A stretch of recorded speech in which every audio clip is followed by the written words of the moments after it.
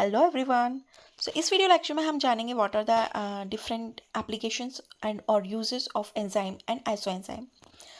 Very first type of application is diagnostic importance of enzyme. कि हम किसी disease को किस तरह से डायग्नोस कर सकते हैं, ओके या किसी कंडीशन को हम किस तरह से डायग्नोस कर सकते हैं with the help of using different kind of enzyme. Different type of enzyme को यूज़ करके हम किसी कंडीशन को, किसी पर्टिकुलर कंडीशन को हम कैसे डायग्नोस करेंगे। So very first enzyme is enzyme trypsin. And enzyme जो ट्रिप्सिन है उसका जो कॉन्सेंट्रेशन है, या यूँ कहें कि उसकी जो वैल्यू है वो इंक्रीज़ हो जाती है जब किसी पर्सन में पैनक्रियाटिक डिसीज़ है, पैनक्रिया से रिलेटेड अगर कोई डिसीज़ है तो in that condition trypsin get increase. Then enzyme lipase is enzyme which is used for the digestion of lipids. Okay, so the value of lipase enzyme increase in liver cirrhosis में इसका value जो है वो बढ़ जाता है lipase का। Peptic ulcer के केस में भी बढ़ जाता है। देन आइसोसिट्रेट डिहाइड्रोजनेज जो है वो है सिट्रिक एसिड साइकिल का जो एक एंजाइम होता है वो होता है, और इसका लेवल भी बढ़ जाता है इन लिवर हेपेटाइटिस और लिवर सिरोसिस की कंडीशन में। देन एंजाइम अमाइलेज जो है वो इंक्रीज इन एक्यूट पैरोटाइटिस। जो पैरोटाइड ग्लैंड होती है आपके, जिससे सलाइवा सिक्रीट होता है आपके माउथ में, तो जो पैरोटाइड ग्लैंड का इन्फेक्शन है पैरोटाइटिस, उस कंडीशन में अमाइलेज की जो है लेवल बढ़ जाता है and renal failure and peptic ulcer की कंडीशन में भी बढ़ जाता है।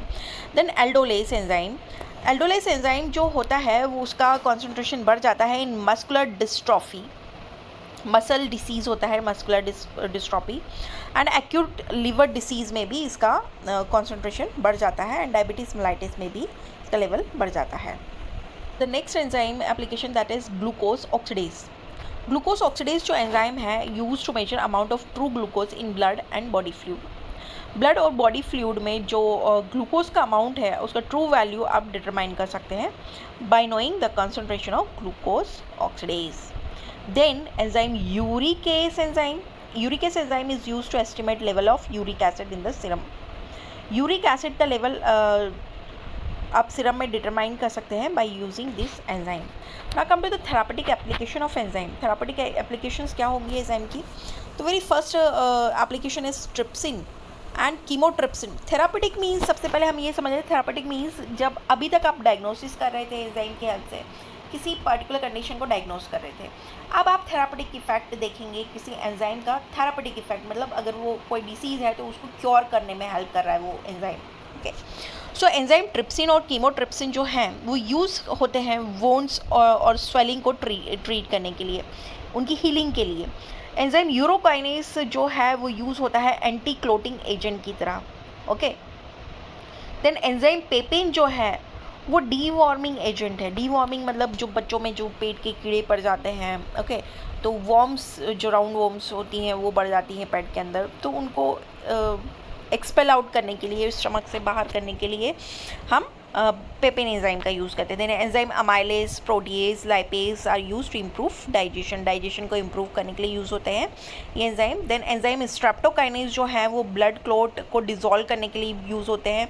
जैसे इन डीप वेन में कोई थ्रोम्बोसिस अगर हो रखा है तो वो एंजाइम क्या करेगा, जो थ्रोम्बस बना है उसको डिज़ोल्व कर देगा। पेप्टाइडिस क्या होता है, is use to minimize acute inflammation. Acute inflammation को मिनिमाइज करने के लिए यूज़ होता है। जो एक्यूट इन्फ्लेमेशन हो गया है स्किन का उसको मिनिमाइज करने के लिए यूज़ होता है। Then importance function of isoenzyme का इंपॉर्टेंस एंड फंक्शन हम देखते हैं। आइसोएंजाइम क्या होते हैं, सबसे पहले ये जानना ज़रूरी है कि आइसोएंजाइम वो एंजाइम्स होते हैं that differ in amino acid sequence. जैसे कि हम जानते हैं एंजाइम क्या होते हैं, सभी एंजाइम प्रोटीन्स होते हैं और प्रोटीन बने होते हैं एक अमीनो एसिड के सीक्वेंस से। ओके, मान लिया एंजाइम पेपेन जो है उसका सीक्वेंस है अमीनो एसिड का सीक्वेंस है ABCD, और एंजाइम ट्रिप्सिन का जो अमीनो एसिड सीक्वेंस है वो है DACA। ओके, तो इस तरह से अमीनो एसिड डिफरेंट सीक्वेंस में अरेंज होते हैं हर एक एंजाइम के अंदर। तो आइसोएंजाइम वो एंजाइम है जिसका अमीनो एसिड सीक्वेंस तो अलग होगा लेकिन काम सेम होगा, कैटेलाइज द सेम रिएक्शन।